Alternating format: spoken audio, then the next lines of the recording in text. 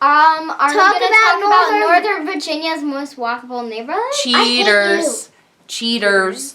Do you like ditching the car, Leah, and walking or riding your bike everywhere? No thanks. Then this video is not for you either, just like the DC one wasn't. Today we're going to discuss the most walkable neighborhoods in Northern Virginia, which is actually kind of funny because when I think Virginia, I think traffic and cars. Oh, wow. All right, so I'm Alyssa Terzis, DC Real Estate Mama. Who are you? I'm Leah. Okay, Leah. Who are you?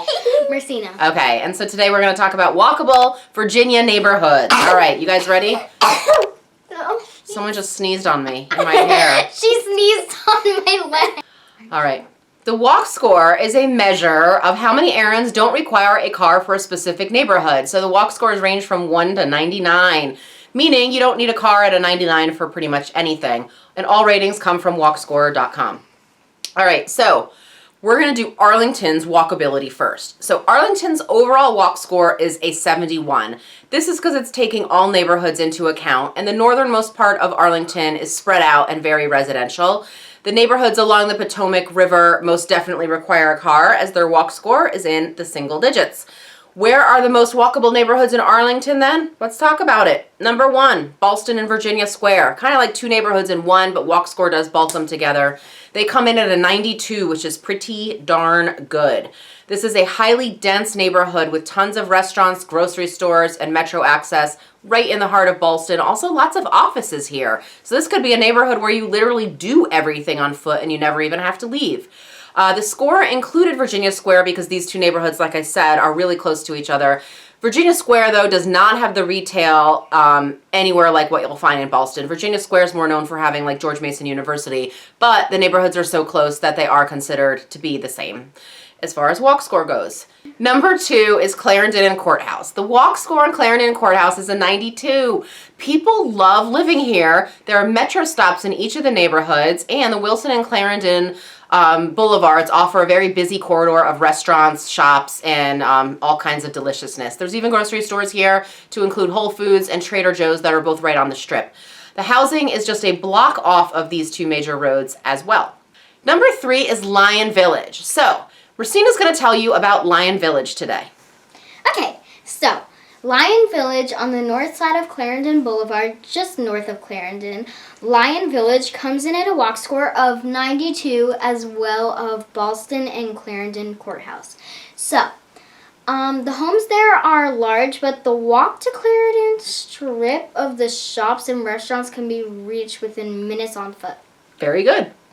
All right, as we move to the west and further south, there are still neighborhoods like Westover or Barcroft that score in the 70s and 80s, and they offer enough to get to within a few minutes, but you may need a car for some errands like a grocery store or something like that. In Maryland, which is more residential, a walk score in the 70s and 80s would be worth pointing out because the walkability is generally not as great as DC and Northern Virginia's neighborhoods. But this is also a testament to the fact that Virginia is not as strict about building or locating residential areas very close to commercial and retail space. All right, the next neighborhood we're going to talk about is Falls Church. So the city of Falls Church has an adorable little downtown area, and they offer a walk score of 93. People love living here, not only for the easy access to restaurants and shops, but also for the very excellent school district. Okay, Alexandria. So now we're going to talk about walkability in Alexandria. So Alexandria overall, the city has an overall walk score of a 62. But this makes sense because as we get further from downtown and city life, it's leafier and more suburban here, and there's also a few neighborhoods of note that we should talk about. The first one is Old Town. I'm also going to lump Old Town North in with it, even though the two aren't necessarily walkable to each other. They are adjacent to each other. So the walk score here is an 85 for Old Town North, 84 for Old Town. It was one of the two original settlements in the area, so it makes sense that there would be a lot of like shops and retail and things sort of clustered all in this area. The brick sidewalks are evidence of that being the original area of settlement. There's also awesome amenities, restaurants, all kinds of stuff on the water, and things that just make this generally one of the most walkable areas in Alexandria.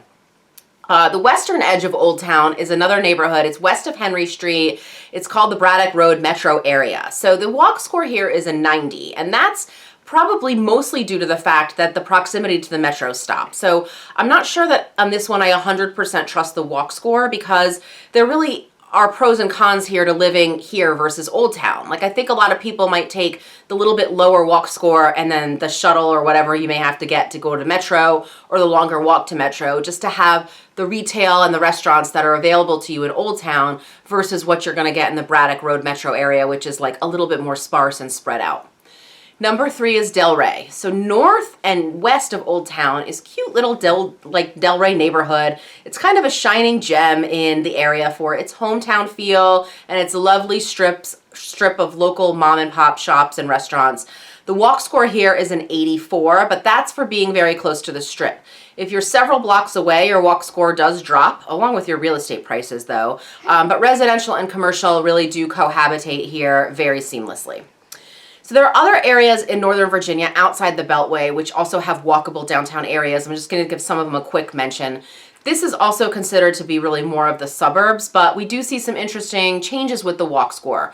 So if you live close to some of these little downtown centers, they tend to have everything since it's the go-to area just for that neighborhood, right? So downtown Vienna has a walk score of a 90, which is amazing, but you've got to live right off of Maple Avenue to get that. If you're on the southern edge of Vienna and the southern borders, you're going to be pretty car dependent. You're going to have a 32 walk score. So you just kind of got to take that into account. But again, prices sort of shift with that. So the less walkable, the less the prices might be.